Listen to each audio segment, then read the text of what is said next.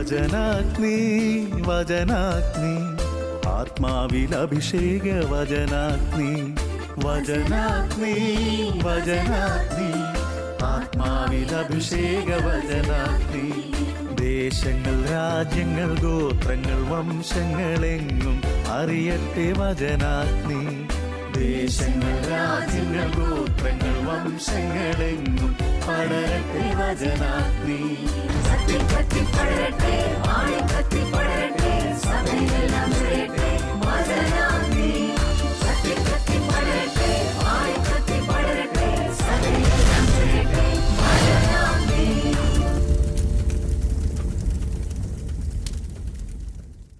ഈശോയിൽ ഏറെ സ്നേഹിക്കപ്പെടുന്ന എൻ്റെ പ്രിയപ്പെട്ട സഹോദരി സഹോദരന്മാരെ, നിങ്ങളേവരെയും യേശുനാമത്തിൽ ഏറെ സന്തോഷത്തോടും സ്നേഹത്തോടും കൂടെ ഈ വചന ശുശ്രൂഷയിലേക്ക് സ്വാഗതം ചെയ്യുന്നു.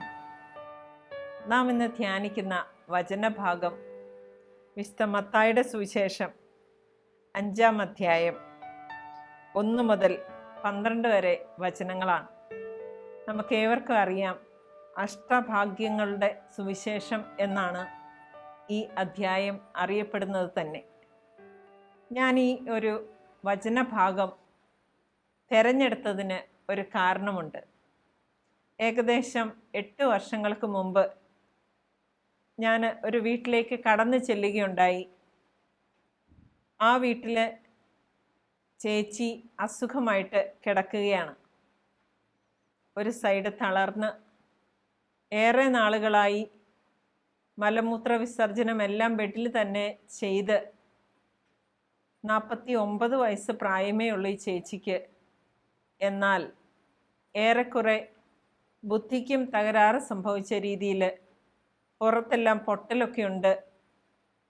അങ്ങനെ കിടക്കുന്ന ഈ ചേച്ചിയുടെ വീട്ടിലേക്ക് ചേച്ചിയുടെ മോൻ്റെ പഠന സംബന്ധമായിട്ടുള്ള ഒരാവശ്യവുമായി ഞങ്ങളൊരു ഗ്രൂപ്പ് ആൾക്കാർ കടന്നു ചെല്ലുകയുണ്ടായി. സാമ്പത്തികമായി ഏറെ ബുദ്ധിമുട്ടിപ്പിക്കൊണ്ടിരുന്ന ഈ ഒരു കുടുംബത്തിൻ്റെ അവസ്ഥ കണ്ടേറെ വിഷമം തോന്നി. കുറേ അധികം സമയം അവരുമായിട്ട് സംസാരിച്ചു. മിടുക്കരായിട്ട് പഠിക്കുന്ന 2 ആൺകുട്ടികൾ ഉൾപ്പെടുന്ന കുടുംബമാണ്. ഉപരിപഠനത്തിന് ഒരു വഴി കണ്ടെത്താനായിട്ട് ഏറെ വിഷമിച്ചിരിക്കുകയുമാണ്.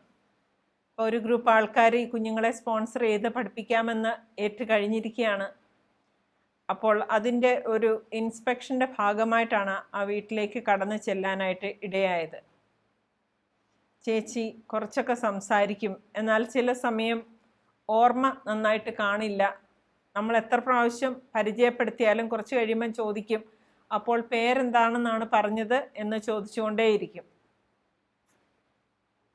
അങ്ങനെ സംസാരിച്ചു കൊണ്ടിരുന്നപ്പോൾ ഈ ചേച്ചിയുടെ ഇളയ സഹോദരിയാണ് അവിടെ നിന്ന് ചേച്ചിക്ക് വേണ്ട ശുശ്രൂഷകളെല്ലാം ചെയ്തു കൊടുത്തുകൊണ്ടിരിക്കുന്നത്. ചേച്ചിയുടെ സഹോദരിയുടെ വീട് ഇതിൻ്റെ തൊട്ടടുത്ത് തന്നെയാണ്. ചേച്ചിയുടെ സഹോദരിയുമായി കുറേ നേരം സംസാരിക്കാനിടയായി. അപ്പോൾ ഈ ചേച്ചി നേരെ എതിർവശത്തുള്ള ഒരു വീട്ടിൽ ആ കുടുംബത്തിലെ അംഗങ്ങളെ ചൂണ്ടിക്കാണിച്ചിട്ട് എന്നോട് പറയുകയുണ്ടായി, അവരൊക്കെ എത്ര ഭാഗ്യവാന്മാരും ഭാഗ്യവതികളുമാണ്, വളരെ സന്തോഷമായിട്ട് കഴിയുന്നു, മക്കളൊക്കെ ഉയർന്ന നിലയിലാണ്, സാമ്പത്തികമായിട്ട് എത്ര ഉയർന്നവരാണെന്ന് അറിയാമോ, എന്നും പള്ളിയിലൊക്കെ പോകാനായിട്ട് സാധിക്കുന്നുണ്ട്, ആ വീട്ടിലെ അപ്പച്ചനെയും അമ്മച്ചിയെയും നോക്കാനായി 2 ആൾക്കാരാണ് അവിടെ ഉള്ളത്, അവരൊക്കെ എത്ര ഭാഗ്യവാന്മാരാണല്ലേ മാഡം എന്നോട് ചോദിക്കുകയുണ്ടായി. എന്നാൽ 4 വർഷങ്ങൾക്ക് ശേഷം ഈ ചേച്ചിയുടെ 2 മക്കളും നല്ല ഒരു ജോലി കിട്ടുന്ന അവസ്ഥയിലേക്ക്, അതിന് തക്ക വിദ്യാഭ്യാസ യോഗ്യത നേടിക്കഴിഞ്ഞിരുന്നു. ആ ഒരു ഭാഗത്ത് ഞങ്ങളുടെ സോഷ്യൽ സർവീസ് പ്രവർത്തനങ്ങൾ കുറേയേറെ ഉള്ളതിനാൽ ഈ ചേച്ചിയുടെ സഹോദരി ചൂണ്ടിക്കാണിച്ചു തന്ന എതിർവശത്തുള്ള വീട്ടിലേക്ക് കടന്നു ചെല്ലാനിടയായി. അവിടെയും പ്രായമായ ഒരപ്പച്ചനും അമ്മച്ചിയാണല്ലോ. ആരോഗ്യ സംബന്ധമായ ബോധവൽക്കരണ ക്ലാസ് സംഘടിപ്പിച്ചതിന് ശേഷം ലഘുലേഖകൾ വിതരണം ചെയ്യാൻ വേണ്ടിയിട്ടാണ് ആ വീട്ടിലേക്ക് കടന്നു ചെല്ലാൻ ഇടയായത്. എന്നാൽ എന്നെ ഏറെ അത്ഭുതപ്പെടുത്തിക്കൊണ്ട് ആ വീട്ടിലെ ഏകദേശം 80 വയസ്സോളം പ്രായമുള്ള അമ്മച്ചി ഒറ്റയ്ക്ക് സംസാരിക്കാനിടയായപ്പോൾ എന്നോട് പറയുകയാണ്, മാഡം, ഞങ്ങളൊക്കെ മക്കളെ വളർത്തി വലുതാക്കി, മക്കളൊക്കെ ഉയർന്ന നിലയിലാണ്, എങ്കിൽ കൂടെ ഞങ്ങളിന്ന് അനുഭവിക്കുന്ന ഏകാന്തത എന്ന് പറയുന്നത് മാഡത്തിന് മനസ്സിലാക്കാൻ സാധിക്കുമോ? ഞാൻ തീർച്ചയായിട്ടും പറഞ്ഞു, എനിക്ക് മനസ്സിലാക്കാൻ സാധിക്കും. ഈ അമ്മച്ചി തുടർന്നു, മക്കളെല്ലാം നല്ല രീതിയിൽ ജോലി ചെയ്തുകൊണ്ടിരിക്കുകയാണ്. ഞങ്ങൾ വൃദ്ധരായ മാതാപിതാക്കളായിട്ട് അവരുടെ ജോലി അവസരങ്ങളും പഠന അവസരങ്ങളും ഒന്നും നഷ്ടപ്പെടുത്തരുതല്ലോ എന്ന് കരുതി. എങ്കിലും അവരെന്നും ഫോൺ ചെയ്യാറുണ്ട്, വീഡിയോ കോൾ ചെയ്യാറുണ്ട്. 2-3 തവണ ഒരു ദിവസമെങ്കിലും എല്ലാ മക്കളും വിളിക്കാറുമുണ്ട്.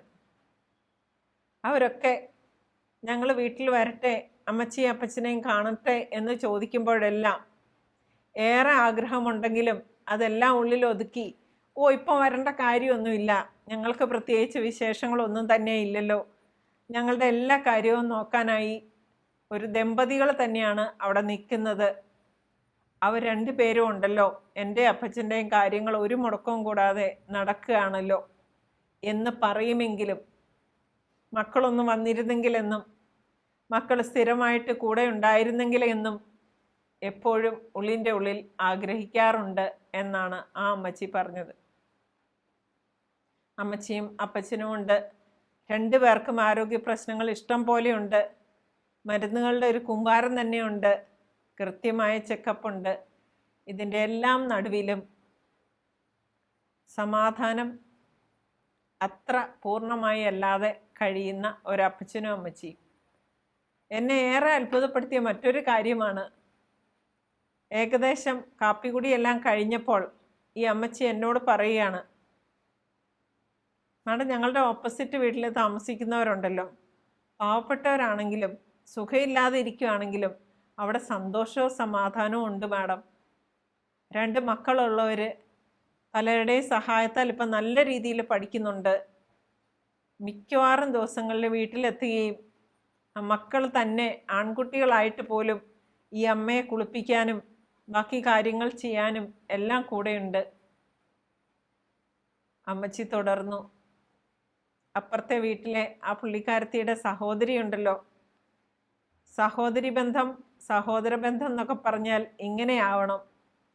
എത്ര സ്നേഹത്തോടെയാണ് ആ പുള്ളിക്കാരത്തിയെ പരിപാലിക്കുന്നതും സംസാരിക്കുന്നതും ഭക്ഷണം വാരി കൊടുക്കുന്നതും ഒക്കെ. സാമ്പത്തികമായി അല്പം പോരായ്മയുണ്ടെങ്കിലും അവരൊക്കെ ഭാഗ്യവാന്മാരാണെന്ന് ഞാൻ ചിന്തിക്കാറുണ്ട് മാഡം. ഞാനൊന്നും പറഞ്ഞില്ല. അക്കരപ്പച്ച എന്നൊക്കെ കേട്ടിട്ടില്ലേ?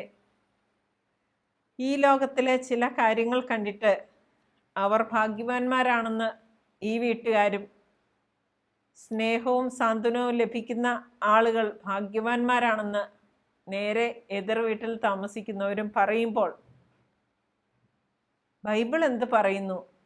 ആരാണ് ഭാഗ്യമുള്ളവർ, ആരാണ് ഭാഗ്യവാൻ, ആരാണ് ഭാഗ്യവതി എന്ന് നമുക്ക് വചനങ്ങളിലൂടെ ഒന്ന് കടന്നു പോകേണ്ടിയിരിക്കുന്നു. പ്രിയപ്പെട്ടവരെ, ലൗകിക മാനദണ്ഡങ്ങൾ അനുസരിച്ച് പലരെയും നമ്മൾ ഭാഗ്യവാൻ, ഭാഗ്യവതി എന്നൊക്കെ പറയുന്നുണ്ടെങ്കിലും ദൈവത്തിൻ്റെ വാക്കുകൾ, ആ വാക്കുകളിൽ ആരാണ് ഭാഗ്യവാൻ, ആരാണ് ഭാഗ്യവതി? ഇവിടെയാണ് ലൗകികമായ മാനദണ്ഡങ്ങളും ആത്മീയമായ മാനദണ്ഡങ്ങളും നേരെ വിപരീതമായി നമുക്ക് കാണപ്പെടുന്നത്. ഈ ലോകത്തിൽ ലൗകിക മാനദണ്ഡം അനുസരിച്ച് രോഗം വന്നവരും കഷ്ടപ്പാട് സഹിക്കുന്നവരും പീഡനത്തിൽ കൂടെ കടന്നു പോകുന്നവരും സാമ്പത്തികമായിട്ട് ഏറെ ബുദ്ധിമുട്ടുന്നവരും ഒക്കെ ഭാഗ്യവാന്മാരും ഭാഗ്യവതികളും ഒന്നും അല്ലല്ലോ. എന്നാൽ അഷ്ടഭാഗ്യങ്ങളുടെ ലിസ്റ്റിൽ പെടുമ്പോൾ ആരൊക്കെയാണ് ഭാഗ്യവാൻ, ആരൊക്കെയാണ് ഭാഗ്യവതി എന്ന് നമുക്കൊന്ന് ചിന്തിക്കാം. കർത്താവ് ആരെയാണ് ഭാഗ്യവാനെന്നും ഭാഗ്യവതി എന്നും വിളിക്കുന്നത് എന്ന് നമുക്ക് വചനങ്ങളിലൂടെ ഒന്ന് കടന്നു ചെന്ന് നോക്കാം. സങ്കീർത്തനങ്ങളുടെ പുസ്തകം 1-ാം അധ്യായം 1-ാം തിരുവചനം ഇങ്ങനെ പറയുന്നു: ദുഷ്ടരുടെ ഉപദേശം സ്വീകരിക്കുകയോ പാപികളുടെ വഴിയിൽ വ്യാപരിക്കുകയോ പരിഹാസകരുടെ പീഠങ്ങളിൽ ഇരിക്കുകയോ ചെയ്യാത്തവൻ ഭാഗ്യവാൻ. സങ്കീർത്തകൻ ഭാഗ്യവാന്റെ നിർവചനം പറഞ്ഞിരിക്കുകയാണ്. വീണ്ടും സങ്കീർത്തനങ്ങളുടെ പുസ്തകം 32-ാം അധ്യായം 1-ാം തിരുവചനം. ആത്മീയമായ ഒരു കാഴ്ചപ്പാടാണ് നമുക്കവിടെ കാണാൻ സാധിക്കുന്നത്. അതിക്രമങ്ങൾക്ക് മാപ്പും പാപങ്ങൾക്ക് മോചനവും കർത്താവിൽ നിന്ന് ലഭിച്ചവൻ ഭാഗ്യവാൻ. വീണ്ടും തെറ്റ് ചെയ്യാത്ത മനുഷ്യരില്ലല്ലോ. അതിന് മാപ്പ് കർത്താവിൽ നിന്ന് ലഭിച്ചവനാണ് ഏറ്റവും വലിയ ഭാഗ്യവാൻ എന്നാണ് വചനം പറയുന്നത്. സങ്കീർത്തനങ്ങളുടെ പുസ്തകം 2-ാം അധ്യായം 12-ാം തിരുവചനം ഇങ്ങനെ പറയുന്നു: കർത്താവിൽ ശരണം വയ്ക്കുന്നവർ ഭാഗ്യവാന്മാർ. സങ്കീർത്തനങ്ങളുടെ പുസ്തകം തന്നെ 32-ാം അധ്യായം 2-ാം തിരുവചനവും റോമാക്കാർക്ക് എഴുതിയ ലേഖനം 4-ാം അധ്യായം 8-ാം തിരുവചനവും ഒരുപോലെ പറയുകയാണ്: കർത്താവ് കുറ്റം ചുമത്താത്തവനും ഹൃദയത്തിൽ വഞ്ചനയില്ലാത്തവനുമാണ് ഭാഗ്യവാനെന്ന്. സങ്കീർത്തനങ്ങളുടെ പുസ്തകം 41-ാം അധ്യായം 1-ാം തിരുവചനം ഇങ്ങനെ പറയുന്നു: ദരിദ്രനോട് ദയ കാണിക്കുന്നവൻ ഭാഗ്യവാൻ. കഷ്ടതയുടെ നാളുകളിൽ കർത്താവ് അവനെ സഹായിക്കും. ബൈബിൾ വചനപ്രകാരം ആരെല്ലാമാണ് ഭാഗ്യവാൻ എന്നാണ് നാം ഈ കണ്ടുകൊണ്ടിരിക്കുന്നത്. സങ്കീർത്തനങ്ങളുടെ പുസ്തകം 65-ാം അധ്യായം 4-ാം തിരുവചനം, സങ്കീർത്തനങ്ങൾ 84-ാം അധ്യായം 4-ാം തിരുവചനം എന്നിവ പറയുകയാണ്: അങ്ങയുടെ അങ്കണത്തിൽ വസിക്കാൻ അങ്ങ് തന്നെ തെരഞ്ഞെടുത്ത് കൊണ്ടുവന്നവൻ ഭാഗ്യവാൻ. പ്രിയപ്പെട്ടവരെ, ഈ 2 വചനങ്ങളും പറയുന്നു കർത്താവിൻ്റെ അങ്കണത്തിൽ, അതായത് ദേവാലയത്തിൽ തന്നെ വസിക്കാൻ, കർത്താവിനോടൊത്തു വസിക്കാൻ കർത്താവ് തിരഞ്ഞെടുത്ത് കൊണ്ടുവരുന്നവരാണ് ഭാഗ്യവാനെന്ന്. ഈയിടെ ഒരു അപ്പച്ചനോട് സംസാരിച്ചപ്പോൾ എന്നോട് പറയുകയാണ്, ഇപ്പോൾ വീട്ടിലിരിപ്പായി കോവിഡ് വന്ന സമയം മുതൽ അതിനു മുമ്പ് എത്ര മണിക്കൂറുകൾ പള്ളിയിലിരുന്ന് പ്രാർത്ഥിക്കുന്നതിനും എനിക്ക് യാതൊരു മടുപ്പും തോന്നാറില്ല എന്ന്. അതേസമയം ചെറുപ്പക്കാർ പലരും ചോദിക്കാറുള്ള ചോദ്യമാണ്, എങ്ങനെയാണ് ഈ പള്ളിയിൽ ഇത്രയും സമയം വെറുതെ ഇരുന്ന് ഇങ്ങനെ പ്രാർത്ഥിക്കാൻ പറ്റുക, ബോറടിക്കില്ലേ? പ്രിയപ്പെട്ടവരെ, കർത്താവിൻ്റെ കൃപ ലഭിച്ചവർക്ക് മാത്രമേ ഈ സത്യം മനസ്സിലാക്കാനും അതനുസരിച്ച് പ്രാർത്ഥനാപൂർവം ദേവാലയത്തിൽ സമയം ചെലവഴിക്കാനും സാധിക്കൂ. സങ്കീർത്തനങ്ങളുടെ പുസ്തകം 94-ാം അധ്യായം 12-ാം വചനം ഇങ്ങനെ പറയുന്നു: കർത്താവെ, അങ്ങ് ശിക്ഷിക്കുകയും നിയമം പഠിപ്പിക്കുകയും ചെയ്യുന്നവൻ ഭാഗ്യവാൻ. സങ്കീർത്തനം 119 പറഞ്ഞിട്ടുണ്ടല്ലോ, ദുരിതങ്ങൾ എനിക്ക് ഉപകാരമായി, തന്മൂലം ഞാൻ അങ്ങയുടെ ചട്ടങ്ങൾ അഭ്യസിച്ചുവല്ലോ എന്ന് പറഞ്ഞതുപോലെ കർത്താവ് ശിക്ഷണം നൽകുന്നവൻ ഭാഗ്യവാൻ എന്നാണ് വചനം നമ്മോട് പറയുന്നത്. സങ്കീർത്തനങ്ങളുടെ പുസ്തകം 112-ാം അധ്യായം 1-ാം തിരുവചനം ഇങ്ങനെ പറയുന്നു: കർത്താവിനെ സ്തുതിക്കുവിൻ, കർത്താവിനെ ഭയപ്പെടുകയും അവിടുത്തെ കൽപ്പനകളിൽ ആനന്ദിക്കുകയും ചെയ്യുന്നവൻ ഭാഗ്യവാൻ. സുഭാഷിതങ്ങളുടെ പുസ്തകം 8-ാം അധ്യായം 32, 34 എന്നീ തിരുവചനങ്ങൾ നമ്മോട് സംസാരിക്കുകയാണ്: എൻ്റെ പടിവാതിക്കൽ അനുദിനം കാത്തുനിന്ന് വാതിലുകളിൽ ദൃഷ്ടിയുറപ്പിച്ച് എൻ്റെ വാക്ക് കേൾക്കുന്നവൻ ഭാഗ്യവാൻ. പ്രഭാഷകന്റെ പുസ്തകം 14-ാം അധ്യായം 2-ാം തിരുവചനം ഇങ്ങനെ പറയുന്നു: മനസാക്ഷി കുറ്റപ്പെടുത്താത്തവനും പ്രത്യാശ കൈവെടിയാത്തവനും ഭാഗ്യവാൻ. പ്രഭാഷകന്റെ പുസ്തകം തന്നെ 25-ാം അധ്യായം 9-ാം വചനം ഇങ്ങനെ പറയുന്നു: വിവേകം നേടിയവനും ശ്രദ്ധാലുക്കളായ ശ്രോതാക്കളോട് സംസാരിക്കുന്നവനും ഭാഗ്യവാൻ. എല്ലാം ദൈവ വചനത്തെ അടിസ്ഥാനപ്പെടുത്തിയാണ് പറഞ്ഞിരിക്കുന്നത് മുഴുവനും. പ്രഭാഷകന്റെ പുസ്തകം 25-ാം അധ്യായം 8-ാം തിരുവചനം, അതുപോലെ തന്നെ 26-ാം അധ്യായം 1-ാം തിരുവചനം ഇങ്ങനെ പറയുന്നു: ബുദ്ധിമതിയായ ഉത്തമയായ ഭാര്യയോട് കൂടി ജീവിക്കുന്നവൻ ഭാഗ്യവാൻ. വചനം അങ്ങനെയും പറയുന്നുണ്ട്. യെശയ്യായുടെ പുസ്തകം 30-ാം അധ്യായം 18-ാം തിരുവചനം ഇങ്ങനെ പറയുന്നു: കർത്താവ് ഔദാര്യം കാണിക്കാൻ കാരുണ്യം പ്രദർശിപ്പിക്കാനും വേണ്ടി കാത്തിരിക്കുന്നവർ ഭാഗ്യവാന്മാർ എന്നാണ് പറയുന്നത്. ലൂക്കായുടെ സുവിശേഷം 11-ാം അധ്യായം 28-ാം വചനം ഇങ്ങനെ പറയുന്നു: ദൈവവചനം കേട്ട് അത് പാലിക്കുന്നവർ ഭാഗ്യവാന്മാർ. ലൂക്കായുടെ സുവിശേഷം 12-ാം അധ്യായം 37-ാം വചനം: യജമാനൻ വരുമ്പോൾ ഉണർന്നിരുന്ന് ജോലിയിൽ വ്യാപൃതരായി കാണപ്പെടുന്നവർ ഭാഗ്യവാന്മാർ. എപ്പോഴും തയ്യാറെടുപ്പോടെ ഇരിക്കുന്നവർ എന്നല്ലേ ഈ വചനം നമ്മോട് സംസാരിക്കുന്നത്. ലൂക്കായുടെ സുവിശേഷം 7-ാം അധ്യായം 23-ാം വചനം ഇങ്ങനെ പറയുന്നു: എന്നിൽ ഇടർച്ച ഉണ്ടാകാത്തവൻ ഭാഗ്യവാൻ. കർത്താവിനോട് ഇടർച്ച ഉണ്ടാകാതെ ചേർന്ന് നിൽക്കുന്നവൻ ഭാഗ്യവാൻ എന്നല്ലേ ഈ വചനം നമ്മോട് സംസാരിക്കുന്നത്. യോഹന്നാന്റെ സുവിശേഷം 20-ാം അധ്യായം 29-ാം വചനം ഇങ്ങനെ പറയുന്നു: എന്നെ കാണാതെ വിശ്വസിക്കുന്നവർ ഭാഗ്യവാന്മാർ.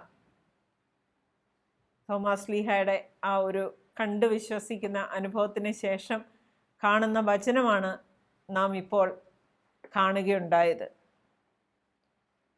1 പത്രോസ് 3:14 വചനം, 1 പത്രോസ് 4:14 വചനം ഇങ്ങനെ പറയുന്നു: നീതിക്ക് വേണ്ടി കഷ്ടതകൾ സഹിക്കേണ്ടി വന്നാൽ, ക്രിസ്തുവിൻ്റെ നാമനിമിത്തം നിന്ദിക്കപ്പെട്ടാൽ നിങ്ങൾ ഭാഗ്യവാന്മാർ.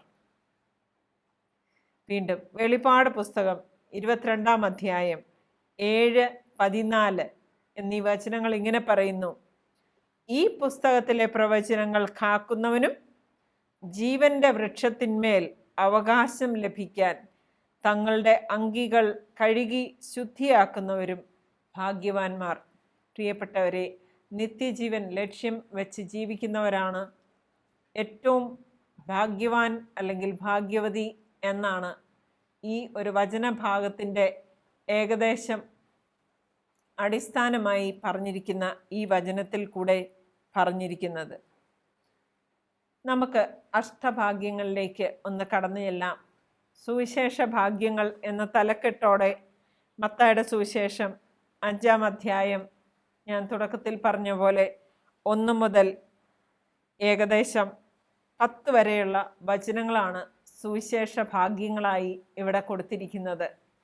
നമുക്കതൊന്ന് നോക്കാം. സുവിശേഷം എന്തു പറയുന്നു? ആരാണ് ഭാഗ്യവാന്മാർ? ആരാണ് ഭാഗ്യവതികൾ? ഇതിൽ കൂടെ കടന്നു പോകുമ്പോൾ തീർച്ചയായും ഇത് ശ്രവിച്ചുകൊണ്ടിരിക്കുന്ന നാം എല്ലാവരും ഭാഗ്യവാന്മാരും ഭാഗ്യവതികളുമാണ് എന്ന് നിസ്സംശയം നമുക്ക് ഉറപ്പിക്കാൻ സാധിക്കും. ജനക്കൂട്ടത്തെ കണ്ടപ്പോൾ യേശു മലയിലേക്ക് കയറി. അവൻ ഇരുന്നപ്പോൾ ശിഷ്യന്മാർ അടുത്തെത്തി. 2-ാം വചനം, അവൻ അവരെ പഠിപ്പിക്കാൻ തുടങ്ങി.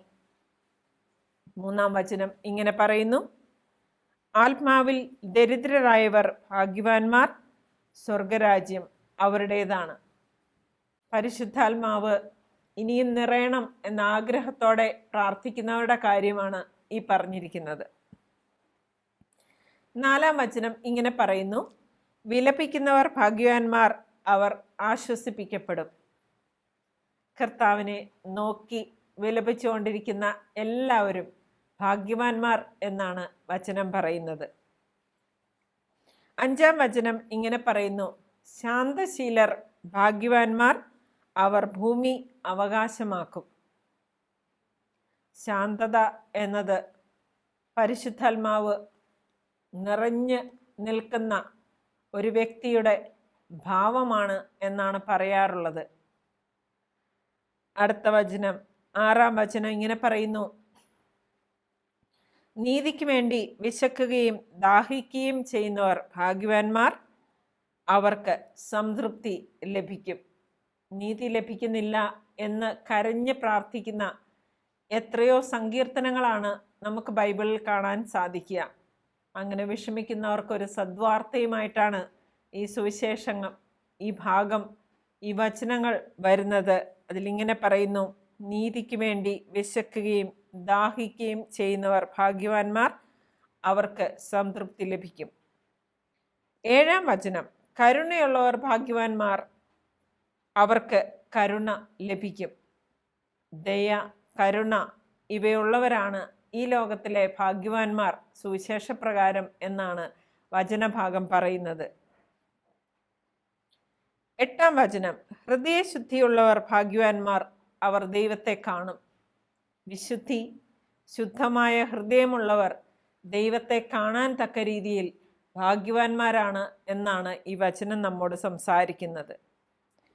9-ാം വചനം ഇങ്ങനെ പറയുന്നു: സമാധാനം സ്ഥാപിക്കുന്നവർ ഭാഗ്യവാന്മാർ, അവർ ദൈവപുത്രന്മാരെന്ന് വിളിക്കപ്പെടും. ചില അവസരങ്ങളിലെല്ലാം ഒന്ന് തോറ്റുകൊടുക്കുന്നത് ആ സാഹചര്യങ്ങളിൽ സമാധാനം നിറയാൻ വേണ്ടിയിട്ടാണല്ലോ. അതിനുവേണ്ടി ശ്രമിക്കുന്ന എല്ലാവരും ബൈബിൾ പ്രകാരം ഭാഗ്യവാന്മാരാണ് എന്നാണ് പറഞ്ഞിരിക്കുന്നത്. 10-ാം വചനം ഇങ്ങനെ പറയുന്നു: നീതിക്ക് വേണ്ടി പീഡനം ഏൽക്കുന്നവർ ഭാഗ്യവാന്മാർ, സ്വർഗരാജ്യം അവരുടേതാണ്. ആവശ്യമില്ലാതെ പീഡനങ്ങളും കഷ്ടപ്പാടുകളും ഒക്കെ സഹിക്കേണ്ടി വരുമ്പം നാം ദൈവത്തോട് ചോദിക്കാറില്ലേ, ദൈവമേ ഇത് എന്തിനാണെന്ന്? നമുക്ക് ആശ്വാസമായി വചനത്തിലൂടെ ദൈവം പറയുകയാണ്, ഇങ്ങനെ വിഷമിക്കുന്നവരാണ് സ്വർഗരാജ്യത്തിൽ ഭാഗ്യവാന്മാരായി കണക്കാക്കപ്പെടുക. വീണ്ടും ഒരു വചനം കൂടെ അവിടെ വരുന്നുണ്ട്: എന്നെ പ്രതി മനുഷ്യർ നിങ്ങളെ അവഹേളിക്കുകയും പീഡിപ്പിക്കുകയും എല്ലാവിധ തിന്മകളും നിങ്ങൾക്കെതിരെ വ്യാജമായി പറയുകയും ചെയ്യുമ്പോൾ നിങ്ങൾ ഭാഗ്യവാന്മാർ, നിങ്ങൾ ആനന്ദിച്ചാഹ്ലാദിക്കുവിൻ, എന്തെന്നാൽ സ്വർഗത്തിൽ നിങ്ങളുടെ പ്രതിഫലം വളരെ വലുതാണ്. വളരെയേറെ കഷ്ടപ്പാടുകളിൽ കൂടെ, സങ്കീർണമായ പ്രശ്നങ്ങളിൽപ്പെട്ട് മറ്റുള്ളവരാൽ അവഹേളിക്കപ്പെടുകയും പീഡിപ്പിക്കപ്പെടുകയും ഒക്കെ ചെയ്തിട്ടും നീതി ലഭിക്കുന്നില്ല എന്ന് മനസ്സ് വിഷമിച്ചിരിക്കുന്ന, ഇത് ശ്രവിക്കുന്നവരായ എല്ലാവർക്കും ആശ്വാസത്തിൻ്റെ വചനങ്ങളാണ് ഇപ്പോൾ ലഭിച്ചുകൊണ്ടിരിക്കുന്നത്. നിങ്ങളെല്ലാവരും ഭാഗ്യവാന്മാരും ഭാഗ്യവതികളുമാണ് എന്ന് ബൈബിൾ നമ്മോട് പറയുന്നു. നമുക്ക് ഈ വചനത്തിൻ്റെ എല്ലാം അടിസ്ഥാനത്തിൽ നമ്മെപ്പറ്റി ഒന്ന് ചിന്തിച്ച് നോക്കാം. ലൗകിക മാനദണ്ഡങ്ങൾ അനുസരിച്ച് ഭാഗ്യവാന്മാർ, ഭാഗ്യവതികൾ എന്നൊക്കെ നാം ചിന്തിക്കുന്നത് ലൗകികമായ ചില അനുഗ്രഹങ്ങൾ ലഭിക്കുമ്പോഴാണ്. എന്നാൽ വിശുദ്ധർ ചിന്തിച്ച രീതിയിൽ ചിന്തിക്കാൻ നമുക്കാകണം. കഷ്ടപ്പാടും സഹനങ്ങളും വരുമ്പോൾ സന്തോഷത്തോടെ അവ നിത്യജീവനിലേക്കുള്ള വഴികളാണ് എന്ന് മനസ്സിലാക്കി അവയെ മുറുകെ പുൽകി മുന്നോട്ട് പോയ എത്രയോ വിശുദ്ധരാണ് നമ്മുടെ മുമ്പിൽ മാതൃകയായിട്ടുള്ളത്. നമുക്ക് പരാതി പറയുന്ന സ്വഭാവം അല്പമൊന്ന് മാറ്റിവെക്കാൻ ശ്രമിക്കാം. ലൗകിക മാനദണ്ഡങ്ങൾ അനുസരിച്ച് മറ്റുള്ളവരെ നോക്കി ഭാഗ്യവാന്മാർ, ഭാഗ്യവതികൾ എന്ന് പറയാനും പറഞ്ഞു കേൾക്കുമ്പോഴും ഇതൊന്നുമല്ല, കർത്താവിനോട് ചേർന്ന് നിൽക്കുന്നതാണ് ഭാഗ്യവാനും ഭാഗ്യവതിയും എന്നുള്ള ആന്തരികമായ ഒരു ഉൾക്കാഴ്ച ലഭിക്കാൻ പോന്ന ഏതാനും വചനങ്ങളിലൂടെയാണ് നാം ഇപ്പോൾ കടന്നു പോയിക്കൊണ്ടിരിക്കുന്നത്. പ്രിയപ്പെട്ടവരെ, നമുക്ക് ബൈബിൾ എന്താണ് പറയുന്നതെന്ന് നോക്കാം. വചനം എന്താണ് അനുശാസിക്കുന്നതെന്ന് നോക്കാം. കർത്താവിൻ്റെ മുമ്പിൽ ഭാഗ്യവാന്മാരും ഭാഗ്യവതികളുമാകാനുള്ള ശ്രമമായിരിക്കട്ടെ ഇനിയുള്ള നമ്മുടെ ജീവിതത്തിൽ നടക്കുന്നത്. മനുഷ്യരെ കൊണ്ട് ഭാഗ്യവാൻ, ഭാഗ്യവതി എന്ന് പറഞ്ഞു കേൾക്കുമ്പോഴും, ഞാൻ ആദ്യം പറഞ്ഞ ഉദാഹരണത്തിൽ അവരാരും ഹൃദയത്തിൽ ഭാഗ്യവാൻ, ഭാഗ്യവതി എന്നൊന്നും ചിന്തിക്കുന്നുണ്ടാവില്ല. നമുക്ക് കർത്താവിനോട് കൂടുതൽ ചേർന്ന് നിൽക്കാം. കർത്താവിൻ്റെ അങ്കണത്തിലേക്ക് വസിക്കാനായി അവിടുന്ന് തന്നെ നമ്മെ തിരഞ്ഞെടുത്ത് കൂട്ടിക്കൊണ്ടുവരണമേ എന്ന് നമുക്ക് ഈ വചനങ്ങളുടെ അടിസ്ഥാനത്തിൽ പ്രാർത്ഥിക്കാം. കർത്താവിനോട് ചേർന്ന് നിൽക്കുന്നതാണ് എൻ്റെ ആനന്ദം, അതാണ് എൻ്റെ ഭാഗ്യം എന്ന് ഈ വചനങ്ങൾ നമുക്ക് വെളിപ്പെടുത്തി തരുന്നു. നമുക്ക് നമ്മുടെ കണ്ണുകളെ അടയ്ക്കാം, പ്രാർത്ഥനയിലേക്ക് കടക്കാം.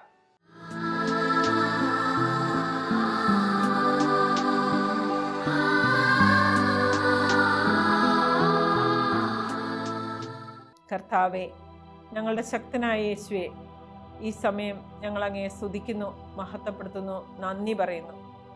കർത്താവെ, ലൗകിക മാനദണ്ഡങ്ങൾ അനുസരിച്ച് ഒരിക്കലും ഒരാളെ ഭാഗ്യവാൻ ഭാഗ്യവതി എന്ന് പറയാനും ഞാനൊരു ഭാഗ്യവാനോ ഭാഗ്യവതി അല്ല എന്ന് ചിന്തിക്കാനോ കർത്താവെ ഞങ്ങൾക്കിടയാകാതിരിക്കട്ടെ.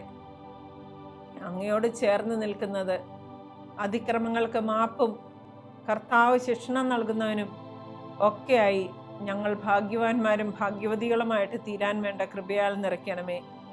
ഈശോയെ, ഇത് ശ്രവിച്ചുകൊണ്ടിരിക്കുന്ന അനേകർ അവഹേളിക്കപ്പെടുകയും നിന്ദിക്കപ്പെടുകയും പരിഹസിക്കപ്പെടുകയും നീതി ലഭിക്കാതിരിക്കുകയും ഒക്കെ ചെയ്യുമ്പോഴും കർത്താവെ, സുവിശേഷ ഭാഗ്യങ്ങളുടെ അടിസ്ഥാനത്തിൽ അവരാണ് ഭാഗ്യവാന്മാർ, ഭാഗ്യവതികൾ, അങ്ങയുടെ ദൃഷ്ടിയിൽ ഏറ്റവും വിലയുള്ളവർ എന്ന് മനസ്സിലാക്കാനുള്ള കൃപയാലും അനുഗ്രഹത്താലും മക്കളെ നിറയ്ക്കണമേ എന്ന് ഞങ്ങൾ പ്രാർത്ഥിക്കുന്നു. അവരുടെ കഷ്ടപ്പാടുകളിലേക്ക്, ബുദ്ധിമുട്ടുകളിലേക്ക്, നീതി ലഭിക്കാത്ത അവസ്ഥയിലേക്ക് കർത്താവെ അങ്ങ് കടന്നു ചെല്ലണമേ.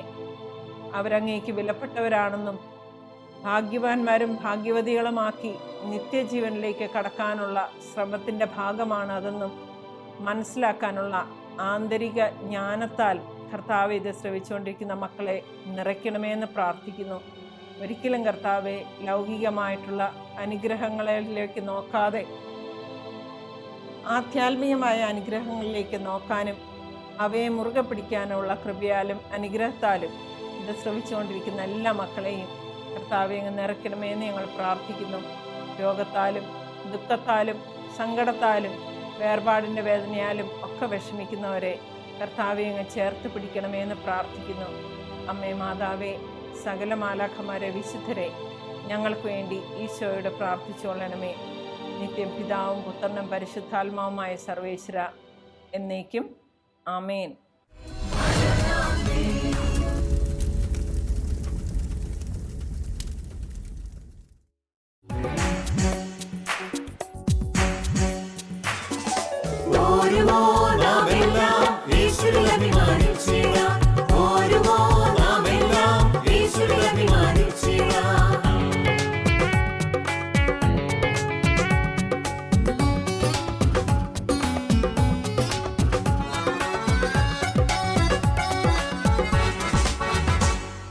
നമ്മുടെ നാഥൻ ഒലിവുമലയിൽ